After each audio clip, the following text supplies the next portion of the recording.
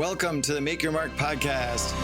Hey everyone, I'm Mark Moyer, author of Win Again, speaker, career coach, and business advisor. And I help athletes, executives, and entrepreneurs reach their fullest potential. What you're going to be hearing in every single episode are conversations with athletes and other sports-related influencers. And we'll be offering you the insight that you need to succeed in life, including advice that will let you jump past your competition, whether it be for a great new job or taking your business to a much, much higher level. Make sure to connect with me on social media at Mark Moyer Coach and go to my website, markmoyer.com, to get access to the tips and strategies that my coaching clients get directly. If you're looking for ways to make your mark, send me an email to mark@markmoyer.com and I'll get you going right away. Thanks for joining me today. It's going to be an awesome episode. Now, are you ready to make your mark? Let's do this.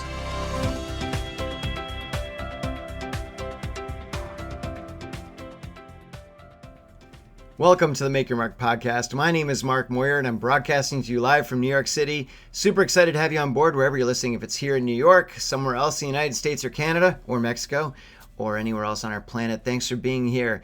And look, I'm super pumped up because I just finished a great conversation with Grant Clintsome. And Grant was an NHL player for several years, a top defenseman. He was a really great player, but more importantly, to me anyway, and what's near and dear to my heart, is the work that he's doing with athletes post-career. And what he's trying to do is really help athletes with their transitioning because, as we all know, many athletes really struggle after they retire. So he's doing great work. Can't wait for you to hear the story. But before you do, make sure you subscribe. Click the subscribe button wherever it's on your screen, whether you're listening to this on iTunes, Stitcher, if you're watching it on YouTube, however you're getting it, make sure you subscribe.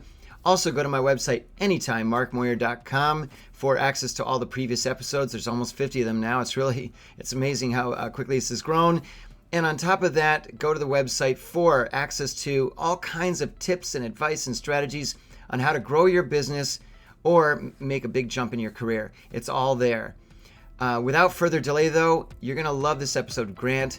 He's a super guy, and you're going to find that there's tons of great advice, tons of ideas in here on really how to make your really life move forward. You're going to love this episode. Happy listening.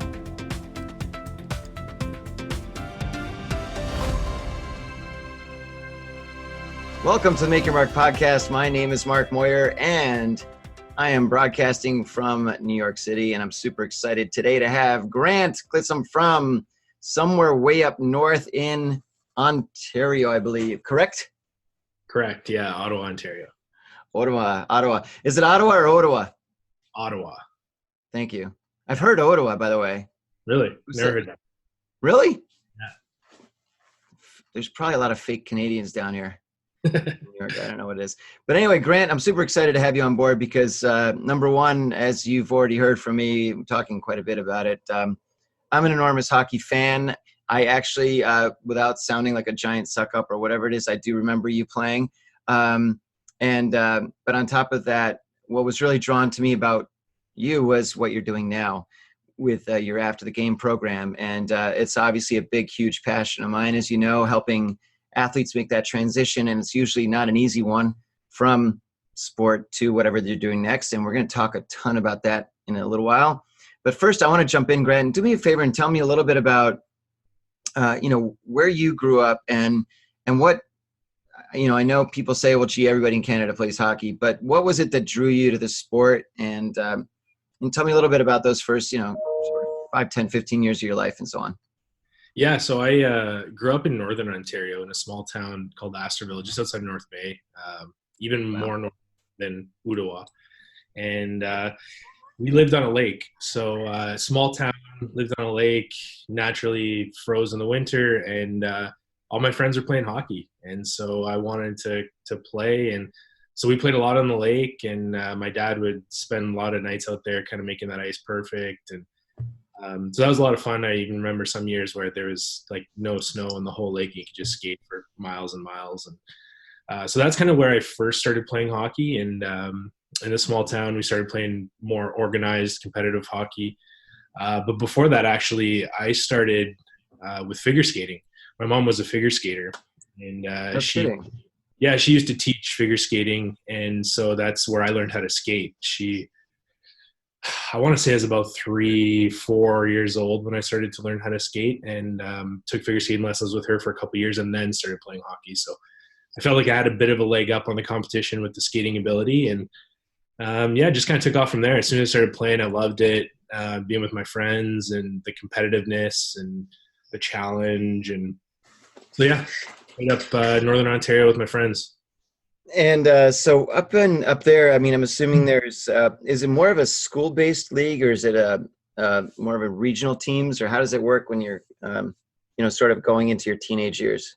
Yeah, it's I moved to Ottawa actually when I was 10, so I started kind of getting into a little bit more competitive hockey in Ottawa. And I believe in the US it's much more school based, whereas in Canada it tends to be much more regionally based. So it's kind of separate from school systems. You have minor hockey organizations, and you from house league all the way up to competitive. So I played for my local team, and then as I got a little bit older, I started to play competitive. So that was like a select. You start to get into a bigger regional area, and then played minor hockey in Ottawa for Gloucester Rangers until I was 16, and then I went on to play my first year junior. And then you get the big phone call at one point where it says you've been drafted. How, number one, were you expecting it? Not necessarily. How did you feel? What was your perception then? So I was a defenseman, and I was considered a small defenseman. So especially back then, size was still a big consideration. I still think it is today, but there's a much more emphasis on skill and speed. And so I was, 5'10", 5'11", and I was playing Tier 2 Junior A in Ottawa because I wanted to get a scholarship. So I couldn't play Tier 1, and actually I wasn't even drafted to Tier 1 Junior A in Canada.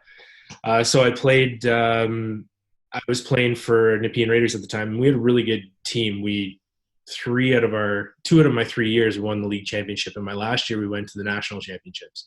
And so that gave me a lot of exposure to NHL scouts and NHL teams. And so I had no clue that I was going to get drafted until about maybe 2 weeks before the draft. I got a call from a couple teams that wanted to interview me. So that was like a huge surprise because I had no idea I was even on a radar for anybody. And so I did a couple interviews, and then after that, I thought maybe there's a chance, but I wasn't holding my breath. I didn't go to the draft. I actually went to an amusement park in Montreal with a bunch of friends, and I drove, and I always get lost in Montreal. It's like a big city compared to Ottawa, and roads are super confusing. So drove back and got lost. So we got home really late. It was like 2 a.m. And that morning was the second day of the draft. And I was woken up by my mom knocking on the door saying the Columbus Blue Jackets are on the phone. So that was how I got that news. And I definitely wasn't expecting it, but it was a nice way to wake up for sure. And is it someone like a JD type guy calling, or who do they have calling you? Yeah, I spoke to the GM and the assistant GM when they called. Yeah. So that was pretty cool. And whenever I talk to other players, sometimes they think that it's a joke being played on them. Were you like, wait a minute, or did you know right off the bat? Well, I thought maybe it was my mom playing the joke, where she was like, it wasn't actually a phone call for me. But then once she handed me the phone and I saw the look in her face, then I knew it was real. So it caught me off guard because, one, I wasn't expecting to get drafted, and two, not to wake up to that either. So it was a pretty good day. I'll say. And you were like, wait a minute, you were like still trying to like, what? And then like, we want to draft. So they said they did draft you, or they wanted to draft you? No, that call was saying that they had drafted me. Oh, that's great. So that's exciting. So anyway, then as the story goes, you kind of, why am I telling you your story? So tell me, so then you get drafted, but then what was the decision that you went in terms of, why'd you decide to go to school, or what was that all about? So I was my 16-year-old years. That's your draft year to the OHL or Tier 1 junior in Canada.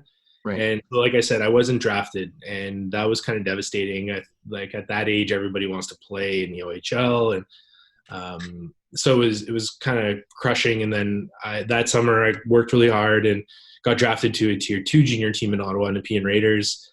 and it was a long shot to make the team, but I went to the camp and actually made the team. And that year we had a really good team as well, and we had a couple of guys who were highly sought after NCAA prospects. And so one of them, who was another defenseman, was being recruited by St. Lawrence, which I'm sure you're familiar with.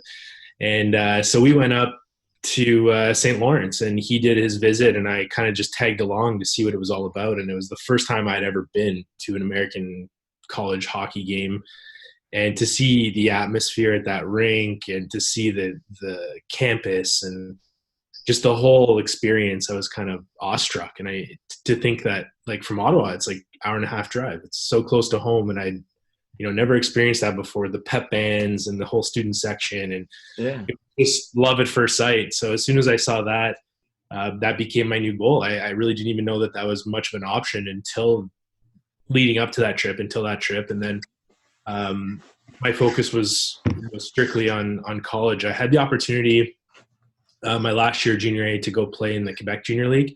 I was recruited by a team there, but at that point I'd already decided that I wanted to go to the US and pursue my education. The big thing for me was I had no idea what was going to happen with hockey, and I didn't anticipate to make a career out of it. That was my goal. But if it didn't work out, or if I had an injury or whatever, I wanted to make sure I had a backup plan and I had my education. So that was the big selling feature for me. That's great. And what's interesting when you go visit a college for the first time, and it's funny, this happened to me when I took my oldest son it's almost like the very first school you see, you're kind of like, this is where I want to go, because you can't believe that you're like you said, it's like, not just the campus is always beautiful, right? But then in the buildings, and it looks so kind of academic, you're like, I'm going to get so smart here.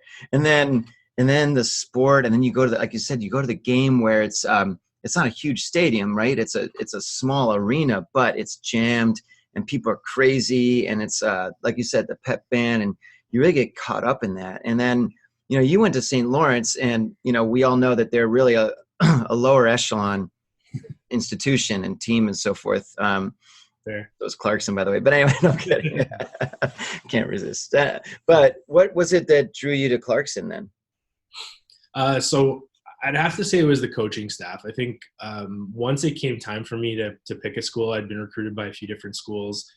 And I had, a good opportunity to meet the coaches. And at that point, it came down to opportunity and the ability to play and be able to develop in terms of hockey. And then the proximity to Ottawa was nice. My family could come down and watch. I could come home once in a while.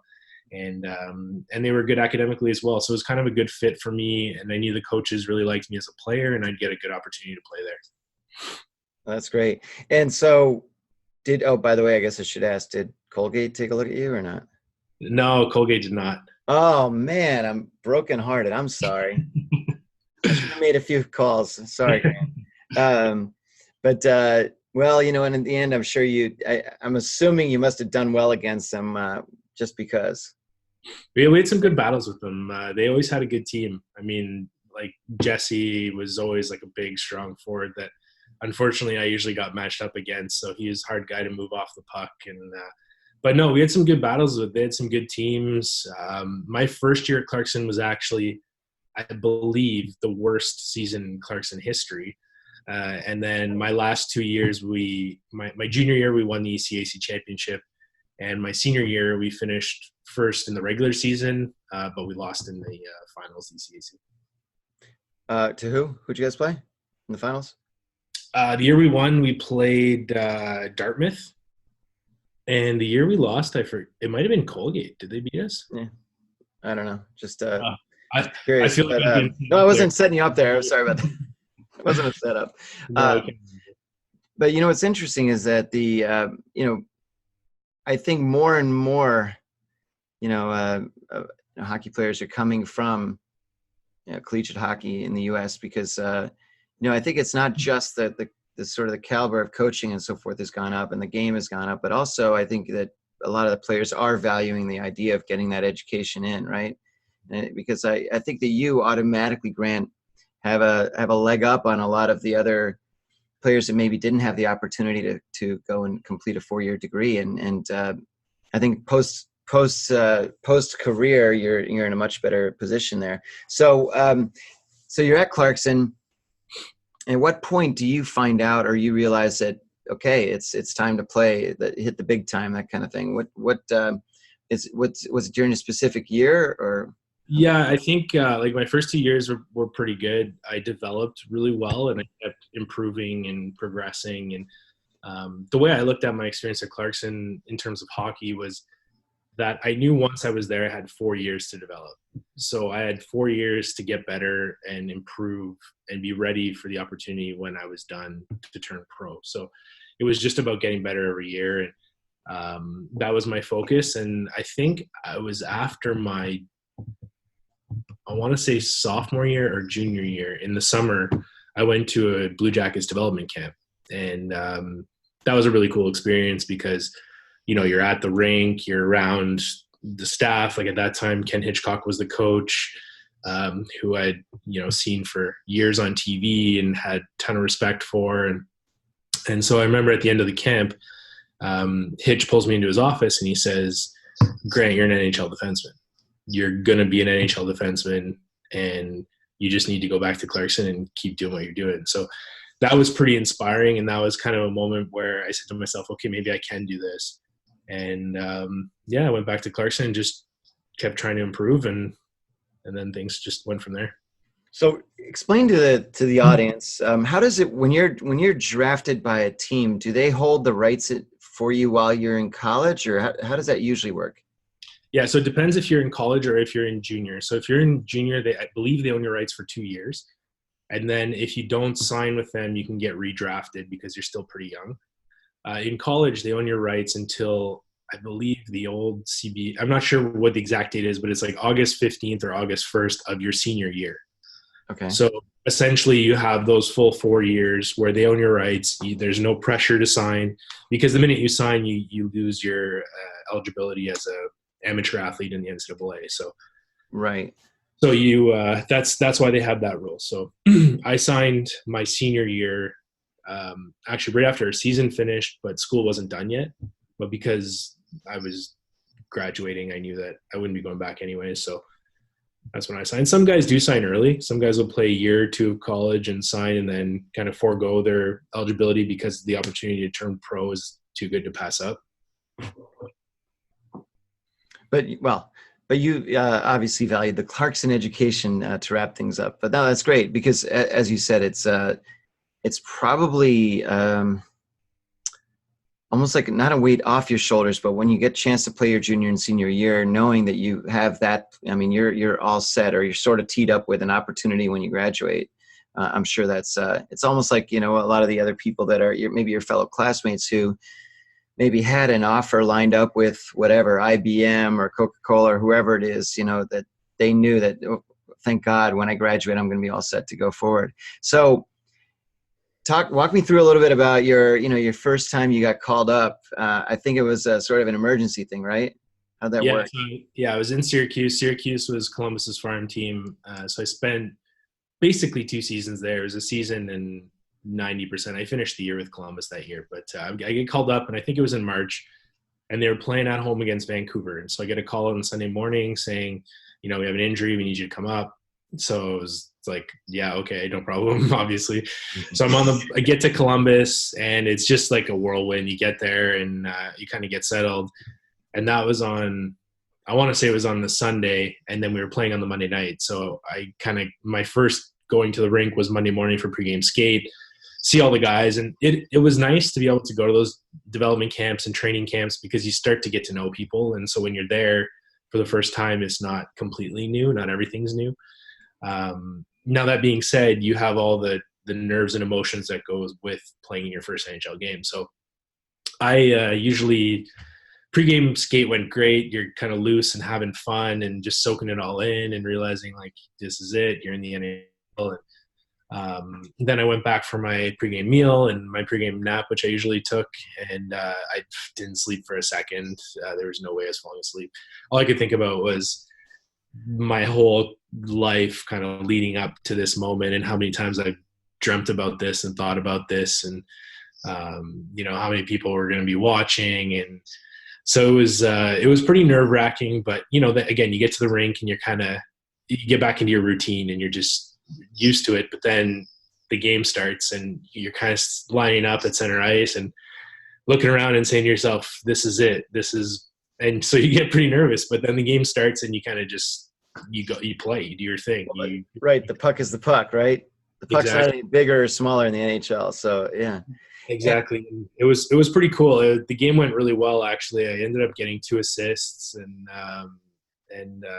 had like a great experience. Mind you, the third period, I turned over the puck for Vancouver to tie it up. And then they went into overtime. I didn't see a shift after that, and they won in overtime. But it was all around a pretty good first game experience. That's great. So now you need to tell me about. I'm pretty confident you remember your first goal. Yeah. Tell me about that. It was against the Islanders, actually. So we were in Columbus, and it was pretty cool. I think it was my 4th game. So when I got called up, it was in March. They were out of the playoffs at that point, and there's about 10 games left in the season. And I think they kind of called me up and were like, oh, if he does okay, then we'll keep him up. If not, we'll send him back down. So I ended up staying up for the rest of the season. But in the 4th game, my parents weren't able to come to make it in time for my first game. Most teams will usually fly your parents out to watch you play. And it was just too last minute, so they couldn't make it. But they ended up coming for, I think it was my 2nd or 3rd game, and they stayed for a few days. So they caught my 4th game. And my parents were there. My wife was there. My grandparents were there. And we're playing the Islanders. I think it was the first period. And Chris Clark, who's another Clarkson alumni, was on the ice. And he kind of just Sammy Paulson threw it out in the slot. And I think Clarky just kind of missed it. And it was coming right to me. So I skated into it and wrist shot top corner on Rolson. And yeah, that was my first goal. So it was pretty cool having everybody there to see it, and scoring against Rolson, another goalie who I watched for a long time. It wasn't like some rookie goalie that I'd never heard of. And right. So it was pretty cool. You still have the puck? I do, yeah. Awesome. That's great. So, it's funny, and those are always good because like in baseball, sometimes you'll see someone's first career hit is like a little dunker or like something that's whatever, but a goal's a goal. I guess it could have been a hit off your shin or something, I guess. Or, yeah. But no, that's awesome. And it's funny because doesn't matter how many goals you score, how many whatever home runs you hit and so forth. You'll always remember the first one. You'll probably remember the last one to an extent. And sometimes the in-between stuff is a little bit fuzzier. So anyway, you're with Columbus, but then how do you end up in Winnipeg? How did that work out? So we were having a pretty bad season in Columbus, and our coach actually got fired, Scott Arneal. And so we had a coaching change, and they brought in another interim coach who was our assistant at the time, actually.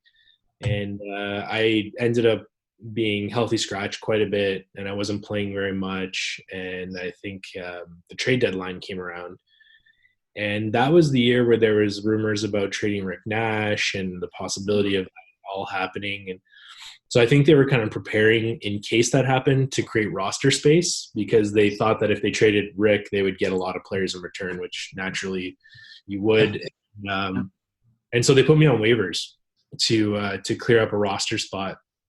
And it was brutal because I didn't know, and it was on the weekend. So normally waivers is 24 hours, and you're kind of placed on waivers. 24 hours later, you find out if anybody claimed you or not. And on the weekend, it's 48 hours. So I was placed on waivers. Yeah.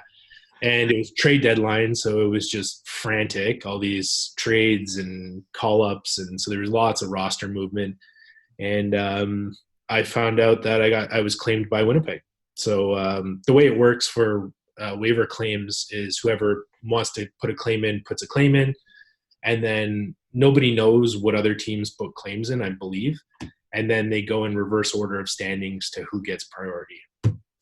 So at that point, Winnipeg claimed me, and I got a call from the GM, Chevy, right after, and said how excited they were to have me and that they're looking forward to getting me in Winnipeg. And I was looking forward to a fresh opportunity, kind of being able to, reestablish myself and prove myself. And so it was great. It was the first year the Jets were back in town. The city was just crazy. Yeah.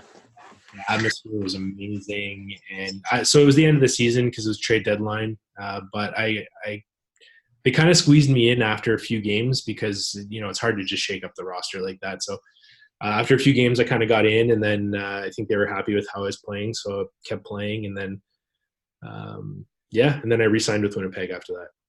No, that's great. So, all right, I want to jump ahead because it's important that we talk about what you're doing now, but just quickly tell me a little bit about, and I'm not trying to sort of put a spotlight on something that was maybe a little, wasn't a great thing that happened to you, but, a little bit about how you hurt yourself, your back, and the injury that led to sort of the surgeries and so forth. I mean, how did that all start happening, or how did it happen? So it was an injury when I was playing in Winnipeg, and we were playing Buffalo, and I actually got in a fight and hurt my back. And then after that, it's kind of the first time where I'd really had anything like that. So we tried all types of non-surgical things to try and make it feel better. And you get the nerve symptoms and the pain down your leg and the weakness and all that kind of stuff. So things just weren't getting better. So I went to go see a surgeon, and he recommended we do surgery. So I had my first surgery on my back, and it was a herniated disc.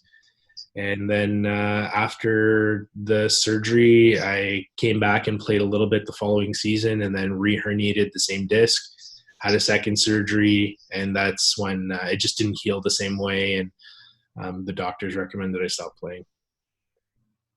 And I'm assuming that was not exactly what you wanted to hear. I mean, you were, 20 or 30-ish or something at the time? Yeah, I think it was like 28, 29, somewhere. Yeah. And that's one of the things and we'll talk about this in a second, but that's one of the things that I think a lot of the people, a lot of listeners and people out there, the general public, they don't realize that, even if you've played several years, you're still going to retire. 28 that's young, man. That's young to, I'm not trying to, again, it's not about you in this comment here, Grant, but more so just in general, when you're an athlete, professional athlete, I think people think, well, they for some reason think, well, these guys have made lots of money. They almost seems like they're 55 years old. They're ready to retire and go play golf the rest of their lives. And it's not like that at all. You're retiring at an age where most other non-athletes are just starting to get going with their work careers. Right. And so tell me a little bit about your, when you decided to retire and so forth. I mean, I'm assuming, Grant, in your case, it wasn't, you didn't skate to all the arenas and have big retirement ceremonies. It was something where you just kind of said, shit, I can't do this. I can't come back from this. And I don't know, do you send a note to the NHL? How do you quote retire? Well, in my case, I just kind of let my team know. We had some conversations, and then they did a press release, and then that kind of spurred a couple interviews, and then that was that. So yeah, it was pretty uneventful. Now when you decide to retire, tell me a little bit about your first sort of few months out, and what was it that, like, I'm sure you were already thinking before you announced your retirement, well, this may be it. What was it? What were you sort of thinking? Well, all right, here's what I'm going to do next, or what kind of ideas did you have? What were you thinking?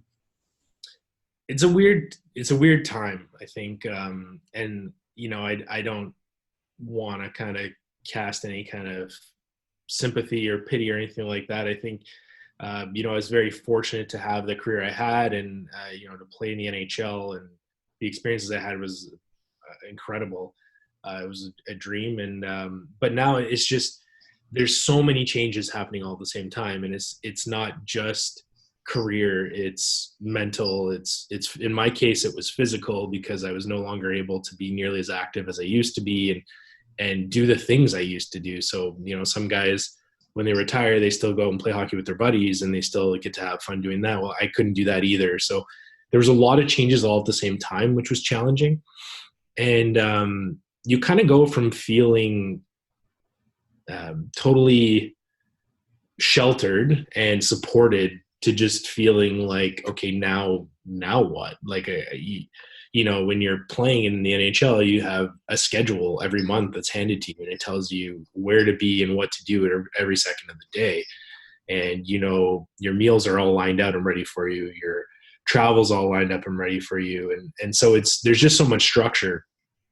And you go from that environment to just the complete opposite, which is no structure. And you're the one kind of now having to create your own structure. It's challenging. But I think the biggest thing for me was to stay busy. If I was just sitting doing nothing, then I would go crazy. And I think that's when you start to get into that, dangerous spiral of maybe depression and mental struggles. And so I think at first it was a little bit of a feeling of freedom, because you're not constricted to all that structure and having to do everything and working out every day and all that kind of stuff. But then you start to feel like you miss it. You miss being around the guys, and you miss the competition, and you miss the physical, like pushing yourself physically and getting that kind of satisfaction out of winning. And so you start to miss that. But staying busy helped me a lot. And I just immediately signed up for wine courses, because I like wine a lot, and I like to learn. So I thought, what better thing to learn about, and kind of a soft educational transition. And so I signed up at a local college in Ottawa. I actually started doing a few classes in Winnipeg while I was injured. And then when I came back to Ottawa, I signed up at a local college, Algonquin, and did a sommelier program. And so that was, demanding enough that it kept me stimulated and interested, but not overly demanding where I felt like, what am I doing? So I completed that, and I really enjoyed it. And then I was kind of just thinking what's next, and talking to people and trying to figure that out. So my father-in-law had an apple orchard just outside of Quebec City, and they were retiring there, and I was doing the sommelier thing. So one thing led to the next, and we said, why don't we start an apple cidery? So that was the next project. So we started that, and I went to England and took some cider maker courses, and we kind of figured out all the equipment we needed and taught ourselves how to make it, and then started making a product, marketed it, got a store, and started selling it. So we've been doing that for the last few years. Kind of just like a little side fun thing. It's a highly touristy area, just really seasonal. And then once I started to see that was just going to be a side thing, I thought, now I got to start thinking about my real future and my real job. And so that led me to... Wait a second. So you're telling me that cider making is not your real... So, because I pictured you in the apron, the full-on apron, and then you're mixing things together, and you got this crazy little laugh going on. It's not like that at all? Making cider? It's kind of like that, actually. But no, I'm full out. My father and I, we do everything. We crush the apples, we press the apples, we ferment the juice, we make the cider, we then bottle the cider, we label it, we sell it, we do everything. So educate me for just a couple seconds on this. So now, are you talking about regular cider, or is this hard cider? I mean, is it alcohol or not? Yeah, it's alcohol. It's hard cider. So give me an idea. If there, I don't know, what's is the average bottle size? Is it a full, like a wine bottle, or is it more like the like 16 ounce? So traditionally it would be in Canadian 750 ml. So like a wine size bottle. Yeah. What we did was we targeted more of that kind of ready to drink beer type market. So we went with a beer bottle size, which is about 330 ml, or I'm not sure what that is in ounces, but so we went more of a beer style bottle. Got it. Now so give me a rough idea. How many apples need to be crushed to be in one of, I mean, what's I mean, I'm just curious, like when you're squeezing apples, is it to create a lot of the juice, the cider? Not really. Does it even matter? What? Yeah, you're going to make me do some math here. Yeah. So when we first started, we started picking apples in what's called a bushel. So in a bushel, there's about 20 kilos of apples. Yep. Okay. Then we got into more automated. So we had forklifts and stuff like that. So we used bin. In the bins, we can fit about 20 bushels. Okay. So what does that give you? About 400 kilos of apples. And one bin will usually yield I would say about 150 to 200 liters of juice. Got it. Yeah. So, And then how long does it need to ferment and become alcoholized or whatever? so the fermentation is pretty quick, actually. It's anywhere from 2 to 3 weeks. Okay. And after that, it's kind of the maturation and just letting it sit for a bit, which we usually do so we press it because it's fruit, it's seasonal. We press it in the fall when we pick it, and then we ferment it right away. And then it kind of sits over the whole winter. And usually we bottle it in the early spring, and it's ready to go for summer. Got it. And can I buy some down here in New York, or only up in by the farm? Yeah. So what we decided to do is because it's a highly touristy area, we just built a store on the property, and it's pretty scenic. Actually, it overlooks the St. Lawrence River and mountains and stuff. So we just sell straight from our store right now. Got it. So I got to go up there to get some. All right. Yeah. Darn it. Anyway, that's great. So, all right, drum roll, please. Now we're going to shift into what we really want to talk about mostly is, after the game and One Sports and Entertainment. So let me know a little bit about how that, your involvement with that got involved and what you're not just doing now, but, well, yeah, why don't we talk about sort of how you got involved with it and what you're doing now? Yeah. So, again, after the cidery thing was kind of realized that was going to be a bit of a side thing, I went back to real school. No offense to the sommelier program, because I think it's actually very challenging. But I went and did my MBA at Queens, which is close to home. And so I just finished that up. And that was really to give me some good background in business and something I always really wanted to do. But it did a lot of things for me. It took me out of my comfort zone. It was an executive MBA, so I was surrounded by executives from all different business backgrounds, all different ages. And it was really interesting because when I first got there, I was so intimidated and so I don't belong here. I'm going to get blown out of the water. And you quickly realize that as an athlete, you bring a lot of skills to the table. And there's a lot of translatable skills that you can bring into the business world. And so the MBA helped give me a lot of confidence. It helped teach me a lot about business, but also working in teams and, networking and all that kind of stuff. So that kind of kept me busy. And while I was doing that, I was having constant dialogue with Chris. Chris Moynes is managing director at One Sports Entertainment.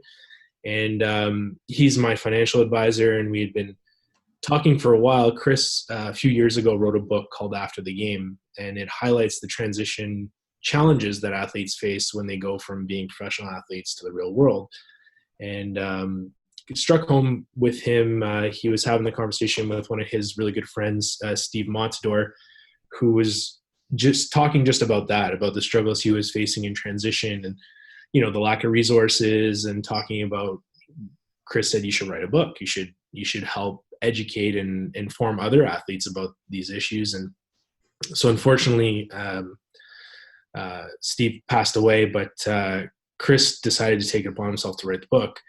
And so he wrote the book, and it's always been something that's been really important to him, and something he's seen with a lot of his clients, because in his role as a financial advisor or wealth manager, he's very much a lifestyle manager as well. And you get very personal and intimate with your clients, and you get to know them over the years.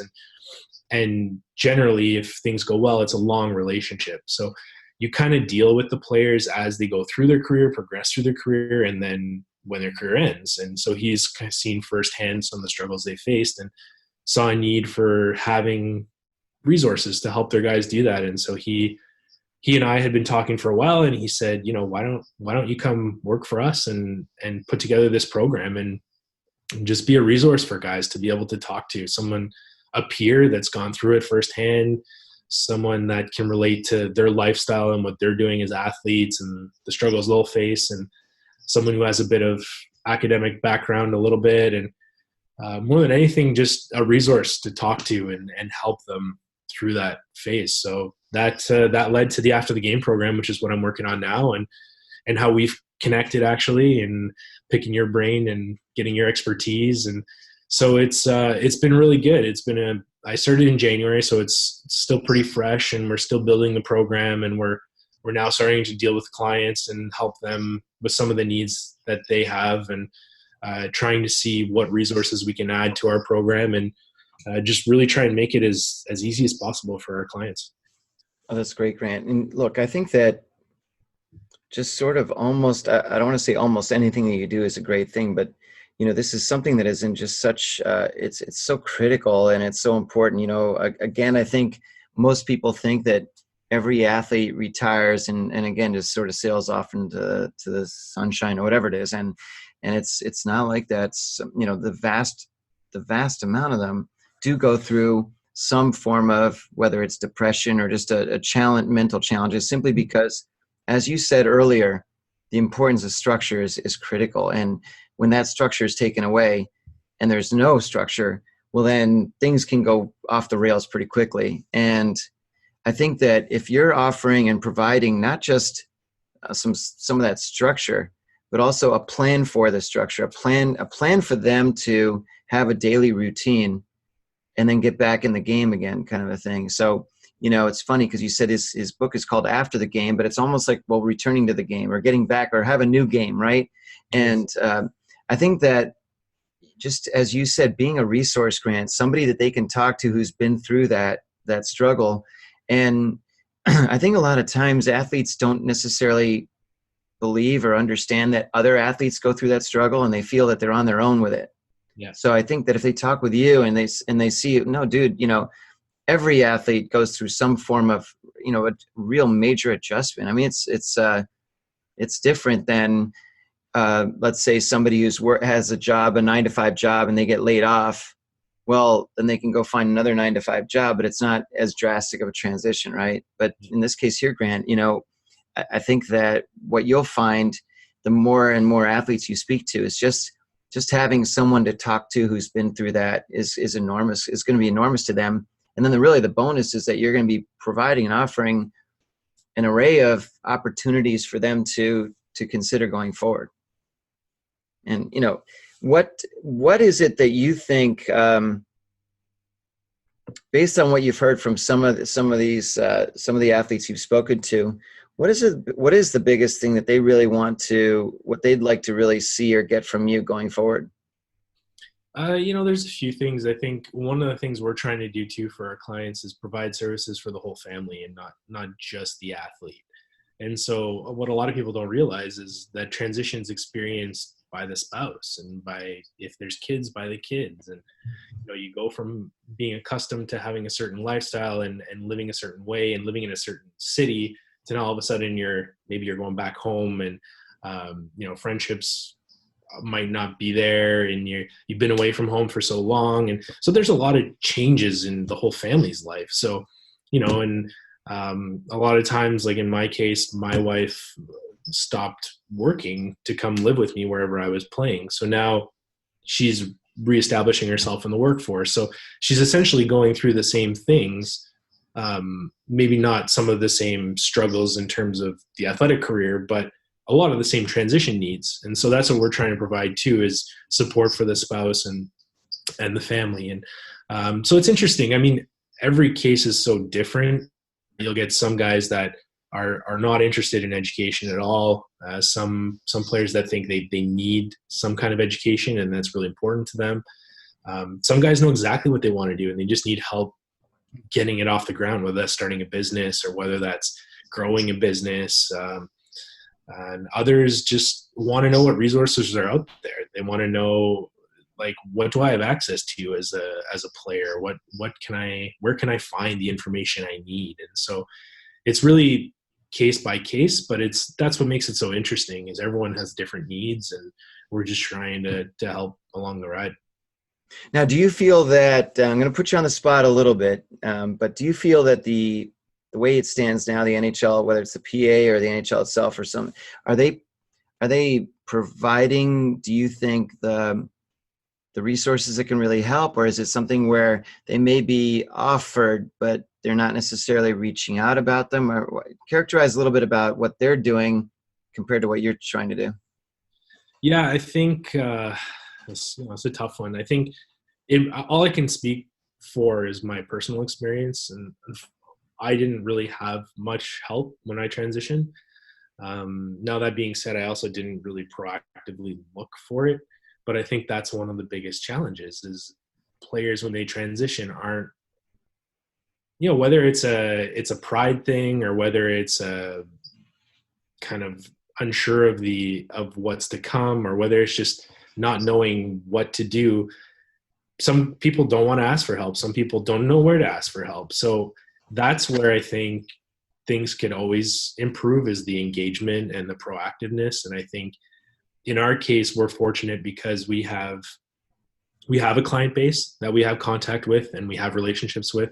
So it's pretty easy for us to reach out to them and push them a little bit and ask them questions and get them thinking and hopefully be there to help them with whatever it is they need help with.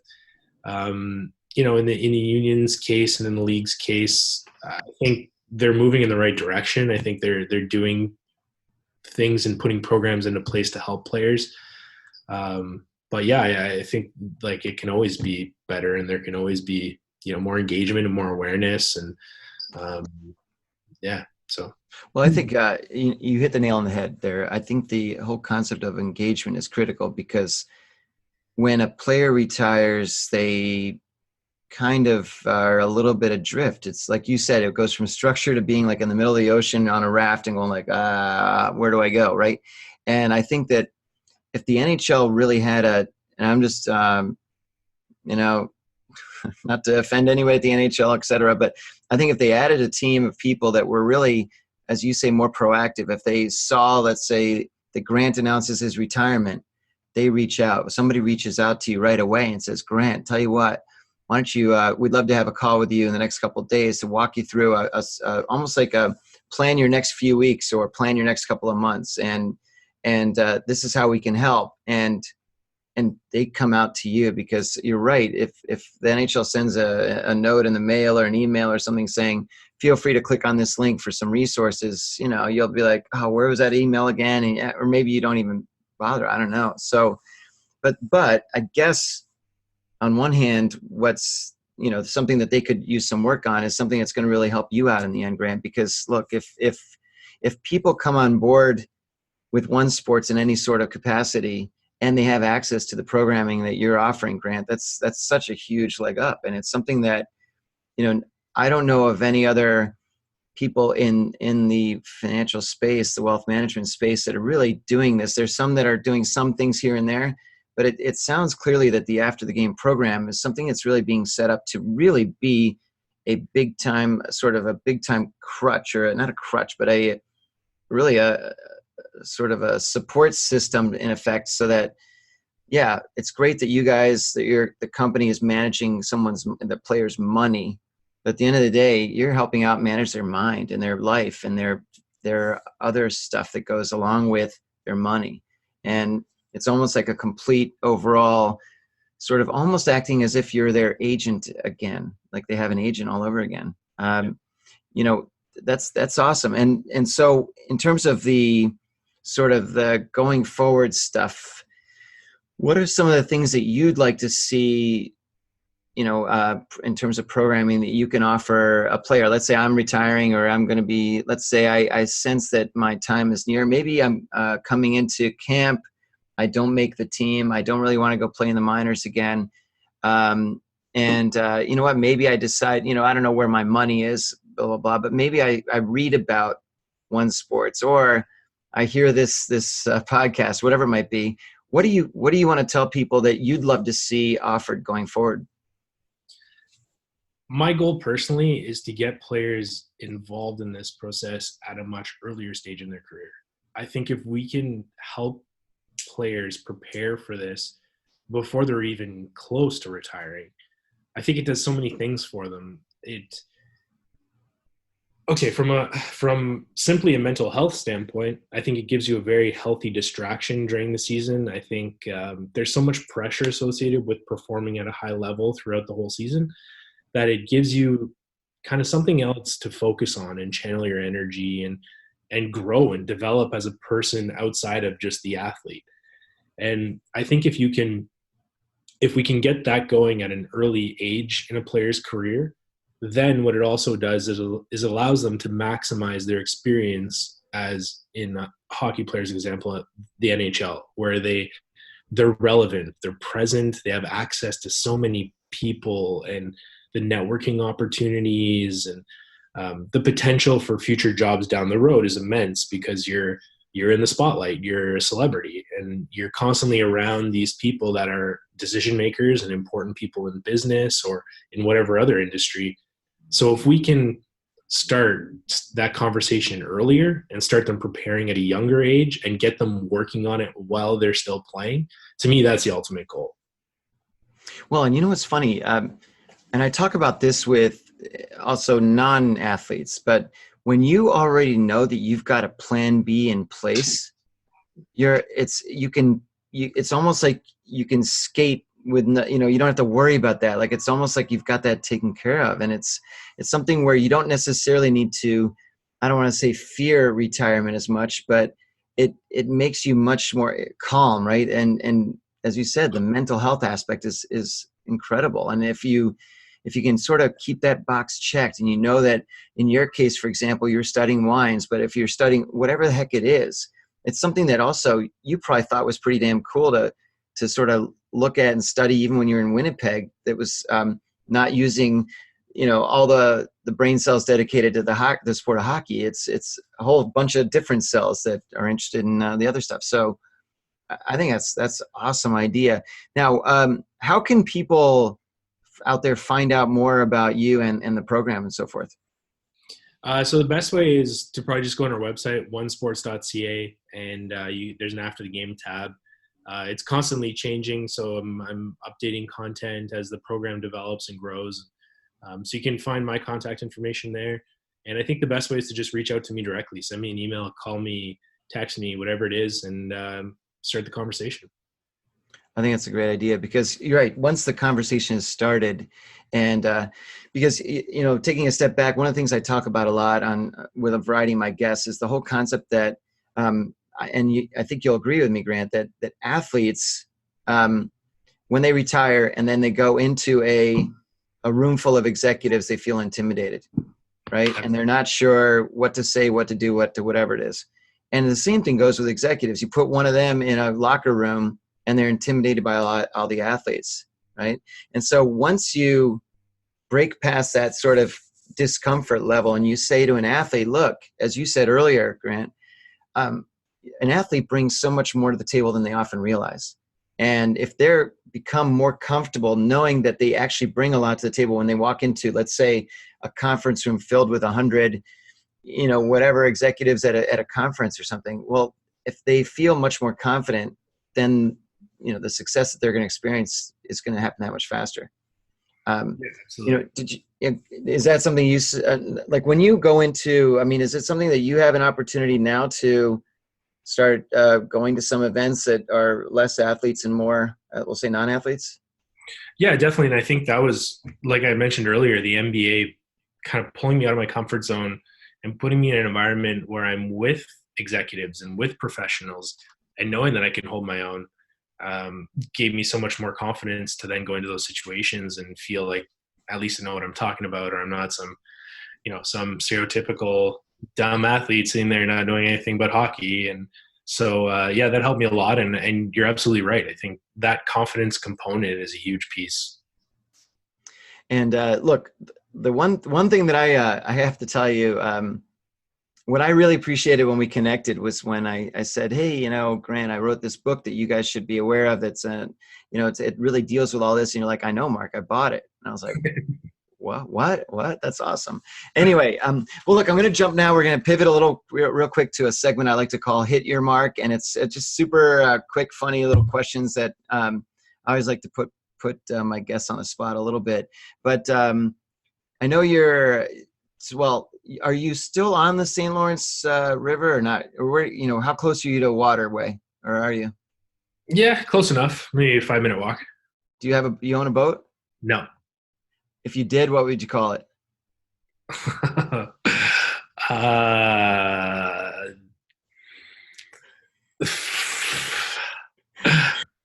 Drunk apples. Oh, cool. I like that. And then if you had a pet other than a dog or a cat, what would you have? Oh, that's a good one because I do have a dog.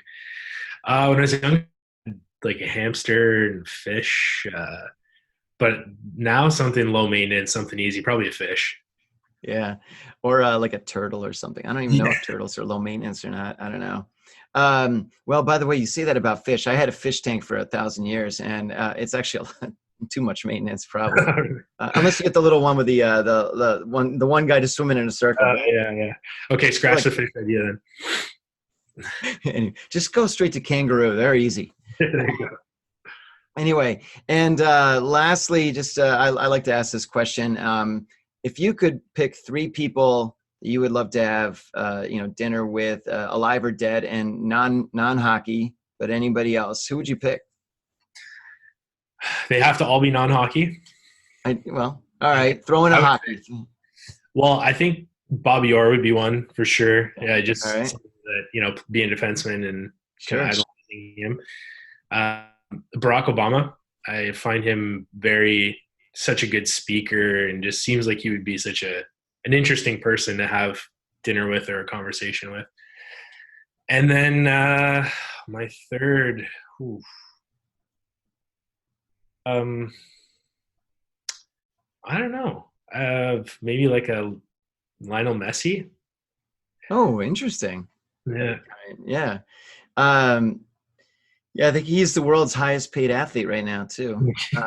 So he might be able to pick up dinner, hopefully. Although I guess your other 2 guests aren't exactly, in the food line anyway. Sure. But no, that's awesome. Well, Grant, listen, I really appreciate your time today. It's a lot of fun, but also what I like to do is really highlight and showcase athletes that are making their impact post sport, and you're certainly one of them, Grant. You're clearly showing that you care about really helping a lot of these guys and women that are coming out of their sport and they want to transition into something, but they just don't know really, they need maybe a little help guiding them down that path. And, I congratulate you for really being involved with this After the Game program. It's something that I believe personally, and I'm pretty passionate about this, but I think it's going to be something that you're going to grow it pretty big. But on top of that, I think ideally other companies will start looking at this, and maybe they'll start implementing their own versions of this. And it's something that is, in great need. So congratulations for doing all this work, Grant. And, I'm excited to see how all this develops going forward. No, thanks for the opportunity. I enjoyed it. Thanks. All right. Have a great rest of your day. You too.